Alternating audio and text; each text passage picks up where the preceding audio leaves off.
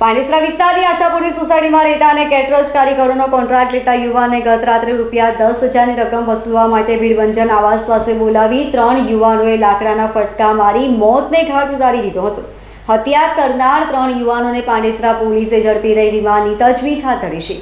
Ashapuri society વિભાગ 2 ખાતે રહેતા વિશાલ ગર્ગ કેટરર્સના કારીગર સપ્લાય કરવાનો કોન્ટ્રાક્ટ ચલાવે છે. દરમિયાન વિશાલ ગર્ગ અગાઉ રાકેશ જેના પાસેથી ઉછીના પેટે 10,000 લીધા હતા. રકમની લેતી દેતીમાં ઉશ્કેરાયેલા રાકેશ ઝેનાએ ગત તારીખ 15 ડિસેમ્બરના રોજ મધરાત્રે અગાઉથી તેને પતાવી દેવાનું કાવતરું રચી ઉભેલા ભીડભંજન આવાસમાં રહેતા રાકેશ ઉપેન્દ્ર જૈના, હરીશ રાજેશ રાઠોડ, કુમાર શત્રુઘ્ન બિશ્નોઈ સહિતે વિશાલ ગર્ગ ઉપર લાકડાના ફટકા વડે હુમલો કરી તું મેરા પૈસા ખા ગયા હૈ, આજ તુझे જિંદા નહીં છોડેંગે એમ કહી લુહેલુહાન કરી તે સમયે બાઇક ઉપરથી પસાર થતા મિત્ર કુણાલ પટેલ અને હિતેશ રાણાની નજર પડતા વિશાલ ગર્ગ ઉપર થતા હુમલામાં તેને બચાવવા દોડી ગયા હતા, જ્યાં તેમની ઉપર પણ રાકેશ સહિત હાથ પગના લાકડાના ફટકા મારી ગંભીર ઈજા પહોંચાડી હતી.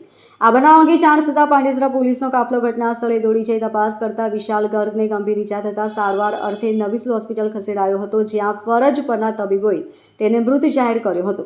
પાંડેસરા પોલીસ મથકના PSI DD ચૌહાણે બાતમીના આધારે વિશાલ ગર્ગની હત્યામાં સંડોવાયેલા રાકેશ ઝેના, હરેશ રાઠોડ અને કુમાર બિશ્નોઈને પકડી લઈને ધરપકડ કરી હતી. આશાપુરી નગરમાં એક ઘટના બનેલ છે, જેમાં મરણ જનાર વિશાલને રાકેશ નામના માણસે ગોંધી રાખવાનો પ્રયત્ન કરેલ. મૂળ બબાલ ₹10,000ની ઉઘરાણી બાબતનું હતું, જેમાં તેણે સદ્દામ લઈને આવેલો, પરંતુ સદ્દામ તેને મૂકીને જતો રહેલ. ત્યારબાદ રાકેશ અને વિશાલ વચ્ચે પૈસા બાબતે ચકમક જરતા રાકેશે વિશાલને હત્યા કરેલી, જેની હત્યામાં કુમાર અને હરીશ નાઓએ પણ મદદકારી કરેલી.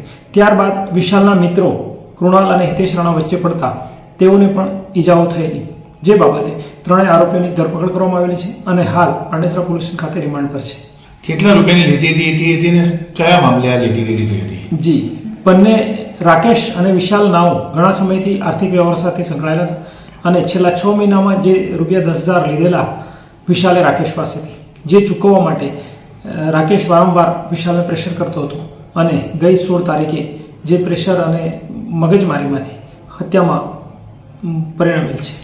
જી સર, આરોપીઓને કઈ ગુનાહિત ઇતિહાસ કરો? જી, 3 આરોપીઓ વિરુદ્ધ પ્રોહિબિશનના ગુના રજીસ્ટર થયેલા છે અને એક આરોપી વિરુદ્ધ રાયોટિંગનો પણ ગુનો દાખલ થયેલો. Bureau report LK star news.